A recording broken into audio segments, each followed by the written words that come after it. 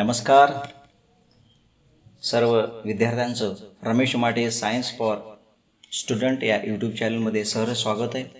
मित्रांनो, आज आपण बेसिक कन्सेप्ट इन सायन्स या भागामध्ये आज 5वा व्हिडिओ आहे आणि आज आपण पाहणार आहे मास अँड वेट, अर्थात वस्तुमान आणि वजन म्हणजे काय याचा आपण थोडक्यात अभ्यास यामध्ये करणार आहे.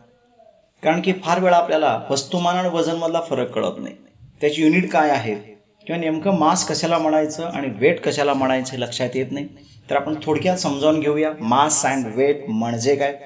त्यासाठी मित्रांनो, पहिल्यांदा आपण मास म्हणजे काय तो बघूया. व्हॉट इज एक्झॅक्टली मास, आणि त्यासाठी आपल्याला जावं लागेल एका ॲनिमेशनकडे. सो पहा, तुमच्या समोर दिसत आहे, there is a sky in the sky, there is a earth and moon is there. तुमच्या समोर पृथ्वी आणि चंद्र दिसत आहे. तर आपण इथं काय करणार आहे, तर या दोन्हीवर एक समान वस्तुमान म्हणजे मास आपण ह्याच्यावर ठेवणार आहे.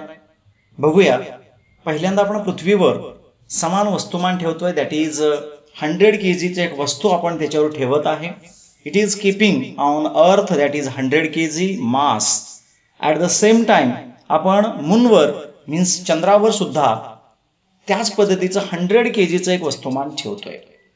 When we keep these two same masses on these two planet, one is planet, another one is satellite, दुसरा एक सॅटेलाइट आहे, त्याच्यावर आपण ठेवलं तर दोन्हीमध्ये त्या वस्तूचं मास हे समानच राहील का, तर ते महत्वाचा भाग आहे. तर यामध्ये एक्झॅक्टली आपल्याला पाहता येईल what is exactly mean by mass. मग त्यावरून आपण बघूया समान असणार आहे का नाही. So mass means amount of matter present in the object. याचा अर्थ काय, अमाऊंट ऑफ मॅटर, मॅटर अतिशय सूक्ष्म असा भाग आहे, तो एखाद्या वस्तूमध्ये असणे. आता इथं सुद्धा एक वस्तू आहे that is on the earth आणि दुसरं कुठे आहे तर मूनवर आहे. त्यामध्ये सेम म्हणजे 100 kg ज्यावेळी आहे त्यावेळी दोघांमध्ये सुद्धा मॅटर सेम आहे. When matter is same, mass is definitely same. Mass हे दोन्हीवर सेमच असतं, कारण की मास हे ग्रॅव्हिटीवर डिपेंड करत नाही, size of the planet, size of the सॅटेलाइटवर डिपेंड करत नाही. सो एक्झॅक्टली मॅटर किती आहे त्याच्यावर डिपेंड करतं. So mass is the amount of matter present in the object. याच्यावरून दोन्हीही म्हणजे पृथ्वीवर समजा 100 kg एक वस्तुमान आहे, त्याला समजा आपण चंद्रावर नेलं means we taking on the moon, तिथे सुद्धा त्याचं मास तेवढंच आहे. इथे एक वस्तू दाखवतोय तर समजा एक 100 kg व्यक्ती आहे, the person is there which having 100 kg, त्याला पृथ्वीवर 100 kg त्याचं काय आहे मास असेल, त्याला आपण चंद्रावर नेलं टेकिंग ऑन द मून, तिथे सुद्धा त्याचं मास किती असेल 100 kg असेल. It never be changes. म्हणून आपण पाहतोय त्याचं युनिट सध्या पाहिलंय तर SI unit of mass is kilogram, that is kg, and after then its value same everywhere. आता तुम्हाला सांगितलं त्याचं मास सगळीकडे सेम असतं, त्याची व्हॅल्यू कुठेच बदलत नाही, हे महत्वाचं आहे. Higher the mass higher the inertia. बघा, जर त्याचं मास वाढत गेलं त्याचं एनर्शिया वाढतो. एनर्शिया म्हणजे जडत्व, माहिती आहे आपल्याला. जर समजा एक वस्तू आहे, त्याचा जर मास वाढत गेला तर एनर्शिया मीन्स त्या वस्तूला जर तो रेस्टमध्ये असेल तर रेस्टच राहावंसं वाटतं, आणि मोशनमध्ये असेल तर ते मोशनमध्येच राहावंसं वाटतं. आपण त्याला एनर्शिया म्हणतोय. ज्याचं मास जास्त त्याचं एनर्शिया जास्त. एनर्शिया परत हा फोर्सशी रिलेटेड आहे. So the higher is the mass higher is the inertia. ज्या व्यक्तीचं मास जास्त आहे, त्याच्यामध्ये मॅटर जास्त आहे, त्याचं एनर्शिया हे जास्त असतं. आणि त्याचबरोबर mass is a scalar quantity. Scalar आपण पाहिलेलं आहे, बिकॉज टू डिफाईन एनी मास व्यक्त करण्यासाठी आपल्याला डायरेक्शनची गरज लागत नाही, फक्त त्याचं काय क्वांटिटी महत्वाची आहे, म्हणजेच काय मॅग्निट्यूड महत्वाचं आहे. कुठल्या दिशेला ती व्यक्ती आहे त्यावरून त्याचं काय ठरत नाही, मास ठरत नाही. तुम्ही एका व्यक्तीला कुठल्याही दिशेने त्याचं मास मोजा, दॅट इज सेम व्हॅल्यू. त्याला झोपवा, त्याला उभं करा किंवा त्याला आडवं करा, same mass never be changes. मासमध्ये बदल होत नाही. So it is a scalar quantity. So it does not required direction, it's only required magnitude. तर हे मास झाल्यानंतर मास तुमच्या लक्षात आलं. तर आता आपण वेट म्हणजे काय, वेट आपण दुकानात पाहिलेलं आहे. बॅलन्स करताना तर वेटकडे आपण जातोय. What is exactly weight? Weight पाहत असताना तुमच्या लक्षात आलं पाहिजे मित्रांनो, तर वेटचा अभ्यास करताना वजन म्हणतो आपण त्याला. Means it is comparison of two masses. तराजू काट्यामध्ये एकामध्ये 1 केजीचा दगड असतो, दुसरीकडे तेवढ्याच मापाचं वजन आपण मोजतोय, म्हणजे कंपॅरिझन ऑफ टू मासेसला आपण वेट म्हणतोय. आणि वेट समजावून घेण्यासाठी परत आपल्याला ॲनिमेशन पाहतोय. तर इथे again there is earth and there is moon. आणि आपण आता इथं वेट पाहणार आहे. तर इथं परत तेच वजन इथं आपण घेतोय. सी हिअर 100 केजीचा एक वस्तू आपण ठेवतोय पृथ्वीवर. त्याचं आपल्याला वेट काढायचं आहे. मास आपल्याला माहित आहे ऑलरेडी 100 केजी आहे. अँड अजून तेच वस्तू आपण म्हणजे तेच वजन आपण काय तेच मास जे आपण चंद्रावर सुद्धा ठेवलं. Already we know masses are same. So 100 kg 100 kg it is exactly same. No problem. आता आपण पाहतोय त्याचं वेटमध्ये काय फरक होतो. वेट म्हणजे काय एक्झॅक्टली? वेट मीन्स हा फोर्सचा प्रकार आहे. Weight means the force with which attract against the earth gravity. ग्रॅव्हिटीशी संबंधित आहे. कुठल्याही वस्तूला आपल्याला वर उचलतोय म्हणजेच आपण ग्रॅव्हिटीच्या अगेन्स्ट काम करतोय.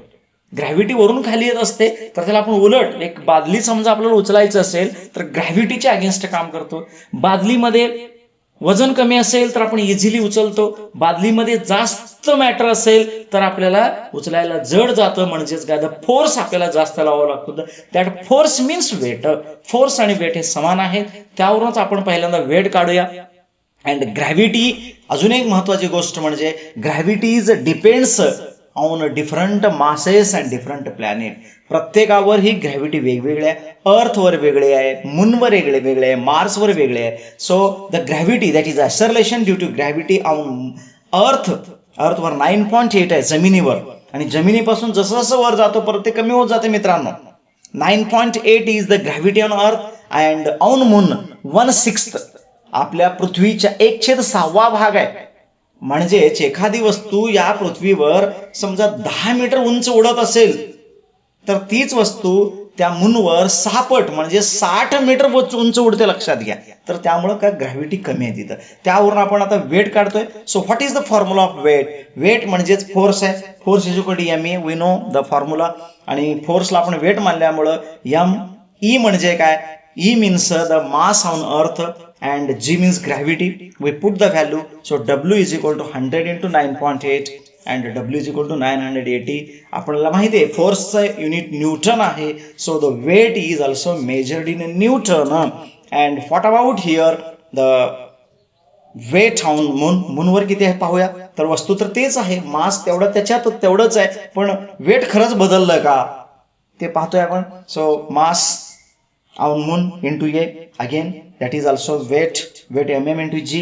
100 into 1.63 त्याच्यावर काय आहे तर त्याची ग्रॅव्हिटी आहे. कारण की 9.8चा 6वा भाग जर केला तर 1.63 येतं. And therefore weight of the object on the moon is 163 newton. पहा मित्रांनो, मास जरी सेम असलं दोघांचंही तर तुमच्या समोर दिसतंय weight on earth of that object is 980 newton but on the moon 163 newton. So याच्यावरून आपल्या लक्षात येतं what is weight? The weight of an object is defined the force with which earth attract the object. Force असा आहे attract करतोय, आपण खेचतोय पृथ्वीपासून, त्याला आपण काय म्हणतो? वेट म्हणतोय. आणि वेटच्या संदर्भात जर आपण अभ्यास केला तर पहा weight is force. So it is SI newton आहे. आत्ताच तुम्हाला सांगितलं. The value G is not same everywhere. G बदलतोय, पृथ्वीवर सुद्धा बदललेलं आहे. जसं आपण वर जातो जसं जसं पृथ्वीपासून दूर जातो इट्स रिड्यूस्ड आणि पृथ्वीच्या आत सुद्धा रिड्यूस होत जातं. Value of G not same everywhere. Therefore object changes place to place. काय वेट हे बदलतं पृथ्वीपासून जसं दूर जातो तसं तसं त्याचं काय बदलत गेलेलं आहे? वेट बदलत गेलेलं आहे. And weight is vector quantity. का तर डायरेक्शनवर डिपेंड करतं. जसे डायरेक्शन बदलत गेलं तसं त्याप्रमाणे काय झालं त्याचं वेट बदलत जातो. So you know very well while comparison of mass and weight I think clearly you got idea about mass and weight. Mass is scalar quantity, weight is the vector quantity. weight is simply force आहे, लक्षात घ्या मित्रांनो. तर इथे आपण थांबतोय. नक्कीच तुम्हाला video आवडला असेल तर शेअर करा, सबस्क्राईब करा आणि बेल आयकॉनला क्लिक करा. धन्यवाद.